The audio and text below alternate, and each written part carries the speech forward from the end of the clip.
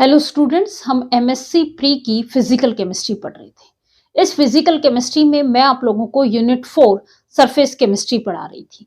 Surface chemistry में आज हम पढ़ेंगे आइसोथर्म्स। फर्स्ट आइसोथर्म्स पढ़ रहे हैं हम लैंगुमर एडजॉर्प्शन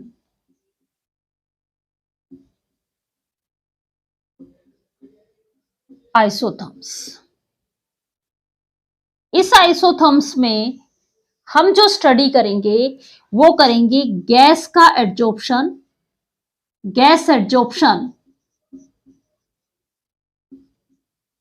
किसके ऊपर? मेटल के सरफेस पे, ऑन द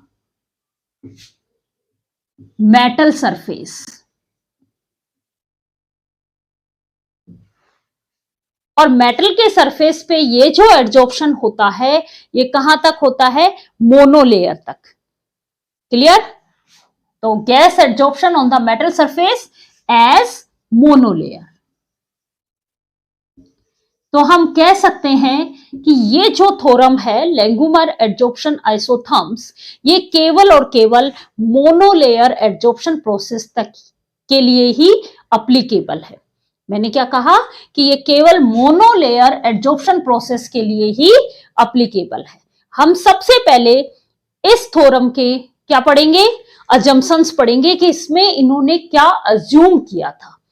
पहली बात, इन्होंने क्या अज्यूम किया कि हम जो स्टडी करेंगे वो कहां तक करेंगे? मोनोलेयर तक। दूसरी बात, इन्होंने कहा कि जो मेटल का सरफेस है वो सारा का सारा कैसा है? होमोजीनियस सरफेस है। उस पे जितनी भी अवेलेबल जो साइड्स हैं, वेकेंट साइड्स, वो कैसी हैं? आइडेंटिकल हैं। क्लियर? तीसरी बात उन्होंने कही कि जो गैस जो आके मेटल के वैकेंट सरफेस पे जो आके एडजॉर्ब हो रही है वो गैस लोकलाइज्ड होती है। मींस जिस साइड पे वो आके जुड़ गई तो वो जो एडजॉर्प्शन प्रोसेस है वो नेबरिंग वैकेंट साइड से कोई भी उसका इफेक्ट नहीं पड़ रहा। चौथी बात उन्होंने ये कही कि एडजॉर्प्शन प्रोसेस और डिसॉर्प्शन प्रोसेस के बीच में एक इक्विलिब्रियम स्टेब्लिश हो जाता है।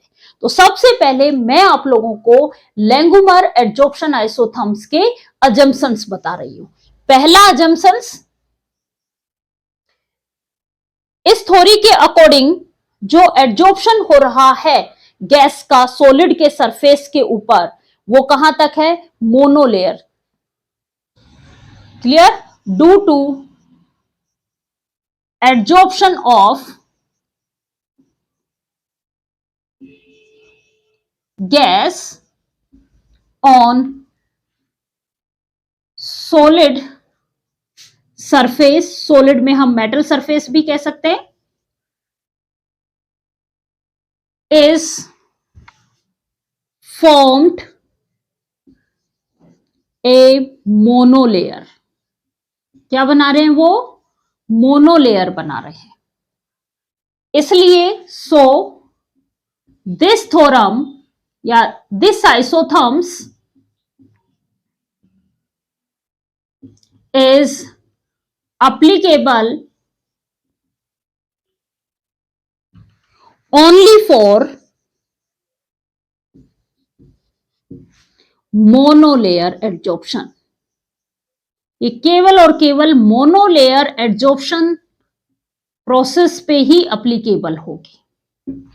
सेकंड बात, क्या कहा कि इस थ्योरम के अकॉर्डिंग या लैंगुमर के अकॉर्डिंग जो सरफेस है सॉलिड का वो कैसा है? होमोजीनियस है। तो क्या है? According to Langmuir the surface of metal या surface of solid is homogeneous।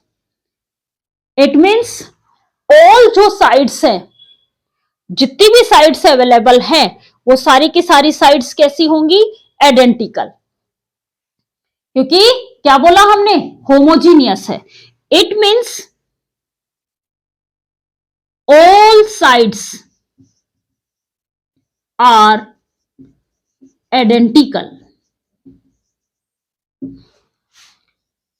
Clear यहां तक?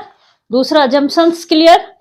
अब थर्ड अजम्पशंस कि गैसेस मॉलिक्यूल्स जो एडजॉर्ब हो रहे हैं पर्टिकुलर साइड्स पे, ये जो प्रोसेस है ये अपने नेबरिंग साइड से इफेक्ट नहीं होती है। क्या कहा? Gases molecules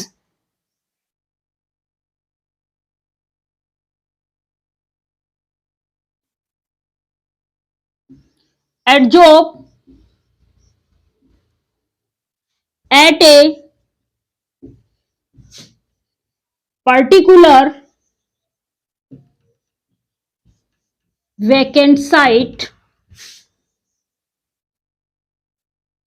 it does not affected by neighboring vacant site. ये अपने नेबरिंग वैकेंट साइट से इफेक्ट नहीं होती हैं। इट मीन्स हम कह सकते हैं कि गैसेस मॉलिक्यूल्स का जो एडजॉर्प्शन है वो लोकलाइज्ड होता है। क्या कह सकते हैं हम? Gases molecules the adsorption of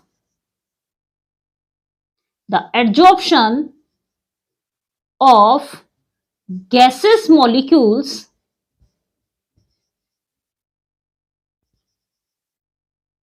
on solid surface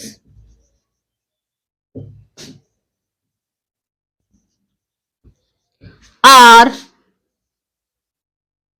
localized, वो delocalized नहीं होते हैं। क्लियर यहां तक?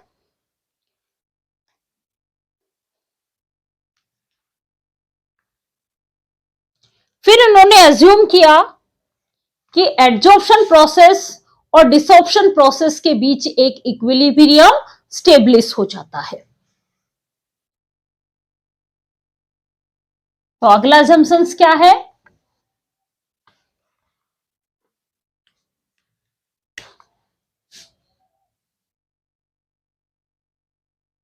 Langmuir assumed that a dynamic equilibrium exists between adsorption and desorption. Adsorption और डिसॉर्प्शन प्रोसेस के बीच एक इक्विलिब्रियम स्टेब्लिश हो जाता है। जैसे सबसे पहले आपका गैस पार्टिकल है, किसके ऊपर एडजॉर्ब होगा? मेटल जो सॉलिड सरफेस है। ठीक है, ये फॉरवर्ड डायरेक्शंस में रेट कांस्टेंट को हम के ए से डिनोट करेंगे और ये गैस इसके ऊपर एडजॉर्ब हो जाएगी, यही फॉर्म बनेगी। ये जो जितनी भी साइड्स पे गैस जो एडजॉर्ब हुई तो धीरे धीरे उसका डिसॉर्प्शन भी होता है। डिसॉर्प्शन मींस मेटल के सरफेस से गैस बाहर की तरफ जाती है। तो ये प्रोसेस बैकवर्ड डायरेक्शंस में होगा और इस का रेट कांस्टेंट को हम के डी से डिनोट करते हैं। के ए आपका रेट कांस्टेंट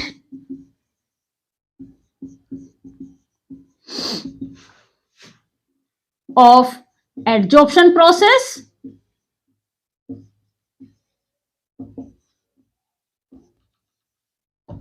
और के डी आपका है रेट कांस्टेंट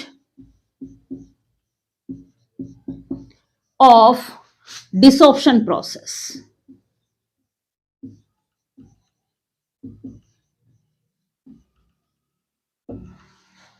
क्लियर यहां तक? ये थी इसकी अजम्पशंस। अब देखो इस रिएक्शन में हमें साफ साफ दिखाई दे रहा है कि यदि आपसे कहा जाए कि फॉरवर्ड डायरेक्शंस का जो रेट होगा वो किस किस के ऊपर डिपेंड करेगा? मेटल के सरफेस पे जो खाली जगह है, क्योंकि आके कौन चिपक रहा है? गैस खाली वैकेंट स्पेस के ऊपर ही तो ऑक्यूपाई हो रही है। तो मेटल के सरफेस पे जितनी भी अवेलेबल वैकेंट साइड्स हैं उसके ऊपर और गैस के प्रेशर के ऊपर। जितने ज्यादा गैस के मॉलिक्यूल्स होंगे, क्योंकि आप रेट लॉ के अकॉर्डिंग किसी भी रिएक्शन का जो रेट लिखते हो वो कैसे लिखते हो, जो रेट है हम कह सकते हैं ना कि डायरेक्टली प्रोपोर्शनल होता है रिएक्टेंट की कंसंट्रेशंस पे। अब यहां पे रिएक्टेंट की कंसंट्रेशंस का मतलब क्या है, गैस का प्रेशर की फॉर्म में मेजर करेंगे हम, और मेटल के ऊपर जितनी भी वैकेंट स्पेस बची हुई है उसके ऊपर डिपेंड करेगा। तो अब हम कह सकते हैं कि the rate of adsorption is directly proportional to, directly proportional का साइन लगा रही हूं मैं, डायरेक्टली प्रोपोर्शनल टू, यहीं पे लगा दिया, rate of adsorption directly proportional to क्या होगा, प्रेशर ऑफ गैस इनटू में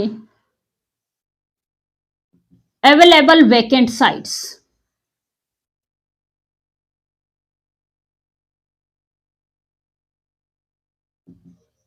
अवेलेबल वैकेंट साइट्स किसके ऊपर, ऑन मेटल सरफेस। मेटल के सरफेस पे जितनी भी वैकेंट साइट्स हैं वो और प्रेशर के, गैस के प्रेशर के डायरेक्टली प्रोपोर्शनल होता है। अब हम यहां पे अज्यूम करते हैं, हमने माना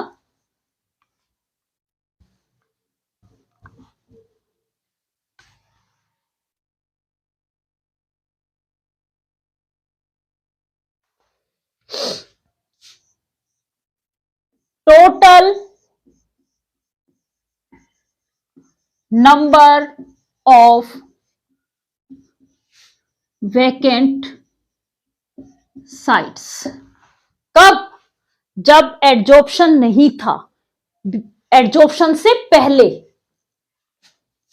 बिफोर एडजॉर्प्शन। एडजॉर्प्शन से पहले हमने टोटल वैकेंट साइट्स मान ली कैपिटल एन है। क्लियर। उसके बाद हमने कहा, फ्रैक्शन की फॉर्म में लिख रही हूं मैं, fraction of occupied sites, fraction of occupied sites by the gas molecules, क्या माना, थीटा। थीटा वो साइट्स हैं जिन पे गैस आके चिपक गई। टोटल साइट्स नहीं है, फ्रैक्शन, साइट्स का फ्रैक्शन है, ठीक है। तो फ्रैक्शन ऑफ वैकेंट साइट्स, अब देखो हमेशा आपके पास फ्रैक्शन की फॉर्म में होगा तो ऑक्यूपाइड प्लस वैकेंट साइट्स का एडिशन हमेशा क्या होगा, 1, जिसमें से थीटा हमारे पास ऑक्यूपाइड साइट्स हैं, तो वैकेंट साइट्स का फ्रैक्शन क्या बच गया, 1 माइनस थीटा, क्योंकि टोटल ऑक्यूपाइड साइट्स और वैकेंट साइट्स का फ्रैक्शन हमेशा क्या होगा, 1। कोई भी चीज का फ्रैक्शन जो है, उन सब का फ्रैक्शन आपस में यदि हम टोटल करेंगे तो हमेशा क्या आएगा, 1। तो यहां पे हमने फ्रैक्शन की फॉर्म में लिखा था कि ऑक्यूपाइड साइट्स थीटा है, तो वैकेंट साइट्स क्या होंगी, 1 माइनस थीटा, और ये कब होंगी, आफ्टर एडजॉर्प्शन। एडजॉर्प्शन के बाद कितनी वैकेंट साइट्स का फ्रैक्शन बच गया, 1 माइनस थीटा। क्लियर। तो आपसे कहा जाए टोटल ऑक्यूपाइड साइट्स निकालनी हो आपको,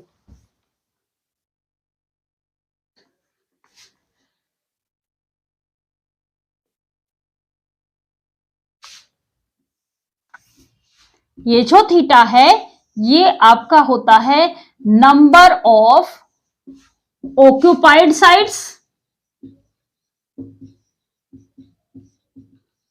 अपॉन टोटल साइड्स। उस मेटल के सरफेस पे टोटल साइड्स एडजॉर्प्शन से पहले कितनी थी, n, और ऑक्यूपाइड साइड्स जितनी होंगी उसका फ्रैक्शन को हम किससे दिखाते हैं, थीटा से दिखाते हैं। क्लियर? ये केवल आपको समझाने का तरीका था। चलो, यहां पे हमें ये चीजें पता चल गई और हमने माना गैस का प्रेशर भी हमने मान लिया, pressure of the gas.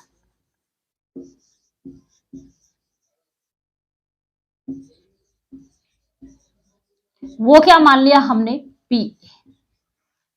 Clear? तो अब हम दोनों का रेट लिख सकते हैं।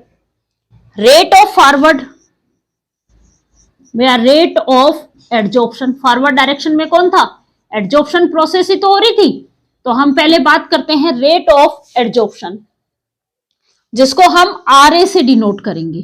किसके डायरेक्टली प्रोपोर्शनल कहा था, गैस के प्रेशर PA इनटू में total number of vacant sites. अब total number of vacant sites कितनी होंगी, देखो साइड्स का फ्रैक्शन 1 माइनस थीटा है और टोटल साइड्स का क्या था, n का कितना पार्ट, 1 माइनस थीटा। तो टोटल साइड्स निकालनी हो आपको तो क्या करोगे, n 1 माइनस थीटा।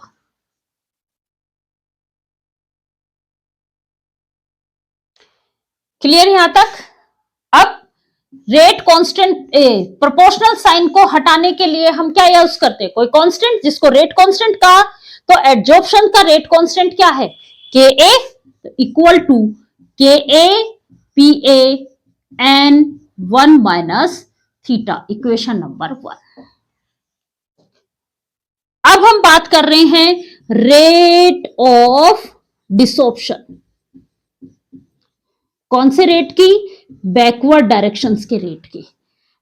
डिसॉर्प्शन का रेट RD से डिनोट किया और ये डायरेक्टली प्रोपोर्शनल होगा, ये केवल और केवल क्योंकि वहां तो गैस एडजॉर्ब हो गई थी, तो ये किसके ऊपर डिपेंड करेगा, देखो आपने यहां लिखा था ना MA,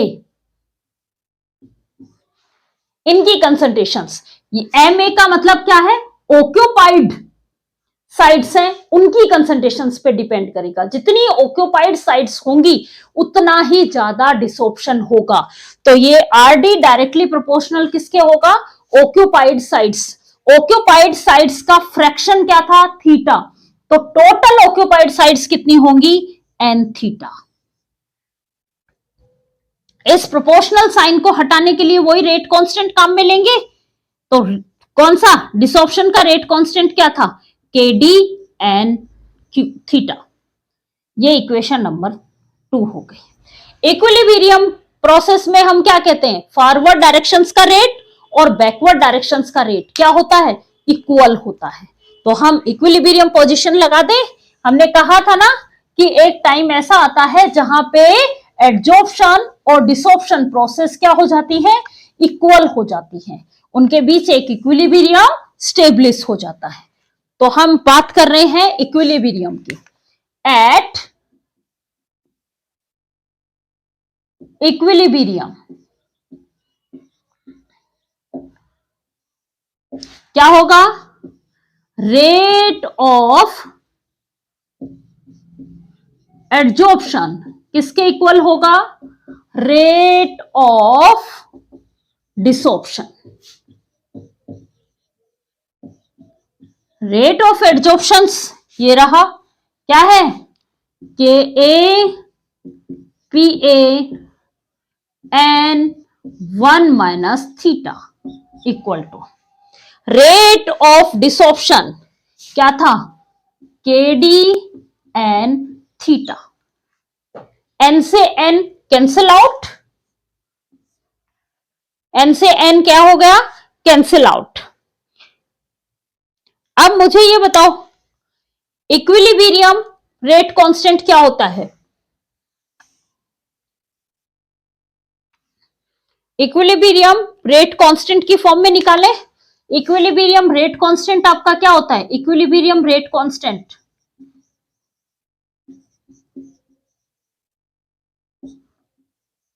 के इक्विलिब्रियम से डिनोट करते हैं। ये होता है फॉरवर्ड डायरेक्शंस का rate constant,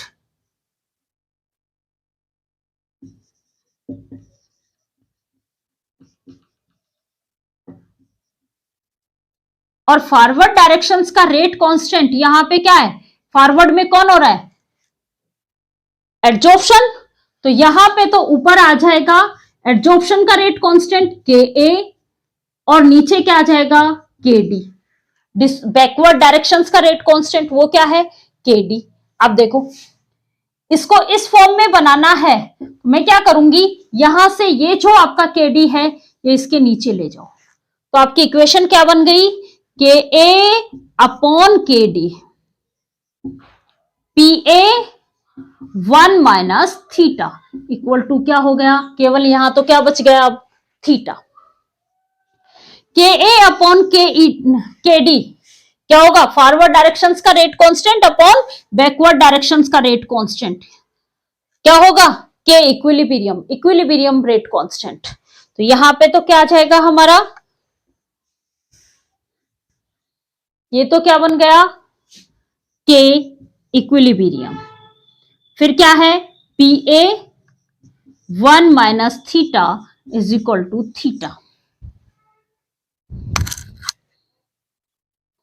clear, 1 minus, sides को एक साइड लेके जाओ, ये साइड है और ये भी साइड है, तो जो साइड्स है वो एक साइड लेके जाओ, तो क्या होगा, के इक्विलिब्रियम पी ए किसके इक्वल हो जाएगा, थीटा 1 माइनस थीटा, ये इसके अपॉन में चला गया।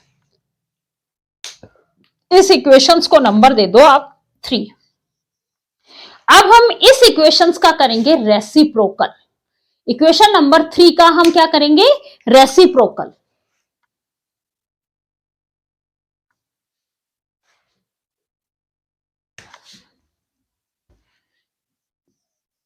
रेसिप्रोकल इक्वेशन 3 मैं डायरेक्ट लिख रही हूं, क्या होगा, 1 अपॉन के इक्विलिब्रियम पी ए, ये इज इक्वल टू हो जाएगा 1 minus theta upon theta.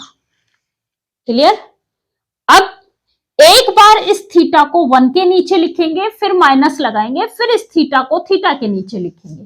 Clear, तो देखो क्या बनेगा आपको, इस इक्वेशंस को मैं इस फॉर्म में कन्वर्ट कर रही हूं, के इक्विलिब्रियम पी ए, ये आ जाएगा 1 upon theta minus theta upon theta, theta upon theta से कैंसिल आउट, क्या आ जाएगा यहां पे 1 अपॉन के इक्विलिब्रियम पी ए, ये आ जाएगा 1 अपॉन थीटा माइनस का 1।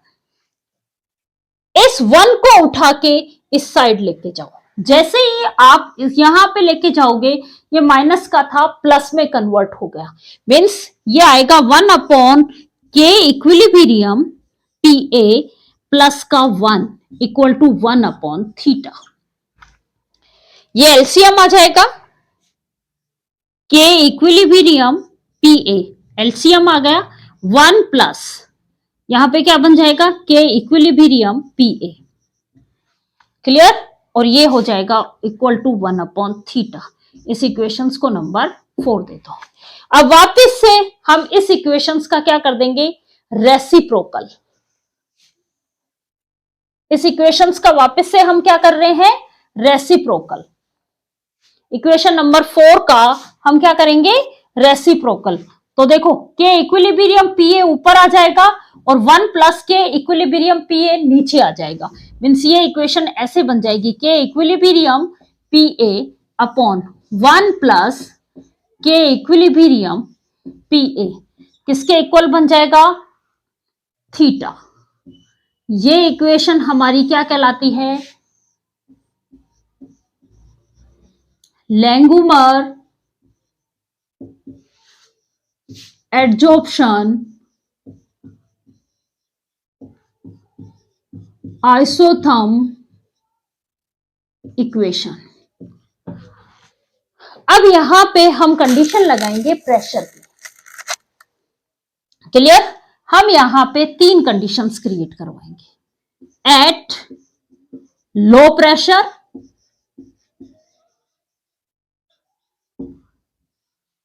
at high pressure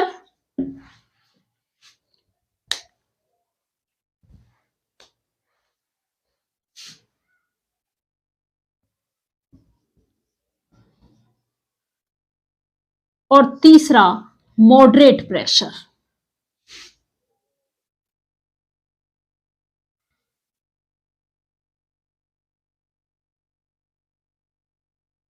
देखो मॉडरेट प्रेशर तो ऐसे कैसे इक्वेशन है, इसमें तो थीटा की वैल्यू क्या है, के इक्विलिब्रियम पी ए अपॉन 1 प्लस के equilibrium P A.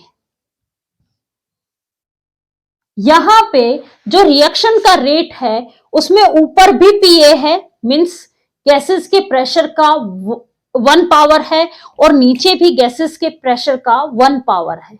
It means इस इक्वेशंस को देख के हमें ये लग रहा है कि रिएक्शन का जो ऑर्डर है वो किसके बीच में होगा, 0 से 1 के बीच में।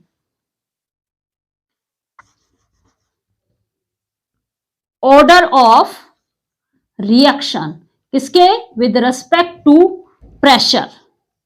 प्रेशर के रेस्पेक्ट में रिएक्शन का जो ऑर्डर है वो कहां है, 0 से 1 के बीच में। कब, जब मॉडरेट प्रेशर था।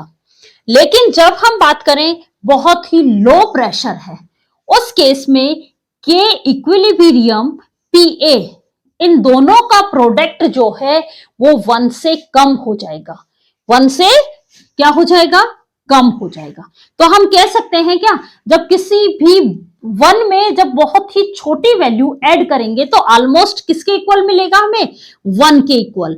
मतलब मैं ये कह सकती हूं कि 1 प्लस के इक्विलिब्रियम पी ए ऑलमोस्ट किसके इक्वल होता है, 1 के इक्वल। तो उस केस में थीटा की वैल्यू आपके पास क्या आ गई भाई, इसकी वैल्यू क्या बन गई आपके पास, 1। तो थीटा किसके इक्वल हुआ, के इक्विलिब्रियम पी ए। इस रिएक्शन का रेट जो है, रेट का जो ऑर्डर है वो क्या निकल के आया, फर्स्ट ऑर्डर।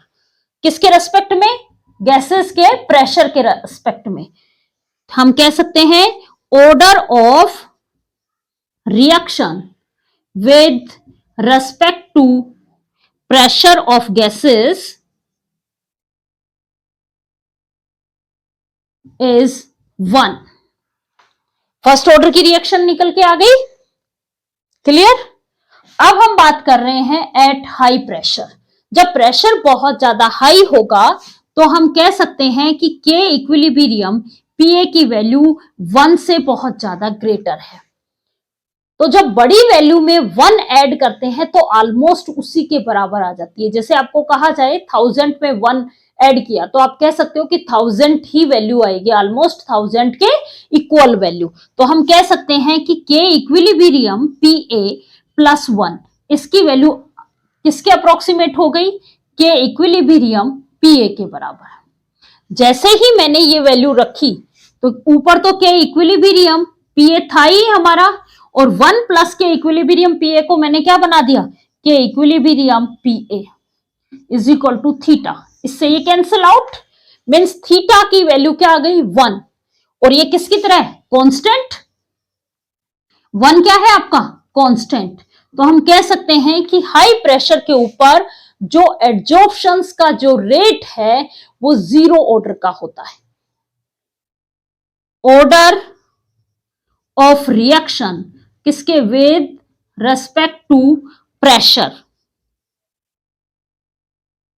ऑफ गैस क्या होगा, 0 ऑर्डर। क्लियर। अब हम अलग अलग प्रेशर के ऊपर रेट और प्रेशर के बीच जब हम ग्राफ खींचते हैं तो हमें ग्राफ किस तरीके का मिलेगा। हम ग्राफ प्लॉट कर रहे हैं एड्जॉर्प्शंस के रेट और प्रेशर के ऊपर।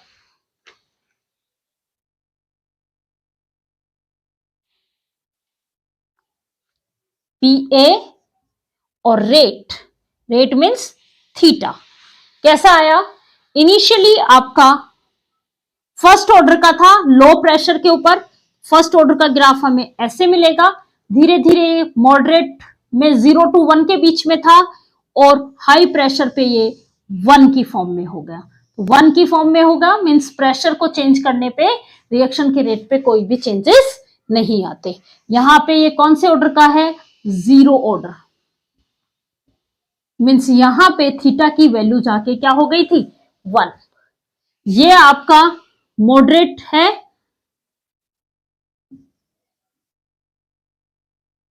Moderate pressure.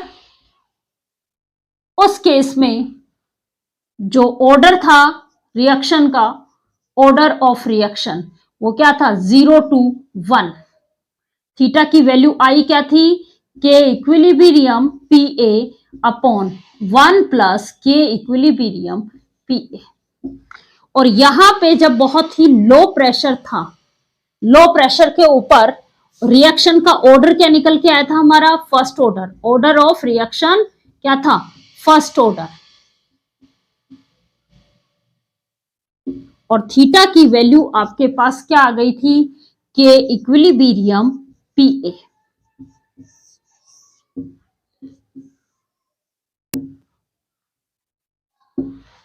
ये था आपके लैंगुमर आइसोथर्म्स। अब हम नेक्स्ट क्लास में जो है वो बेट आइसोथर्म्स पढ़ेंगे। Thank you students.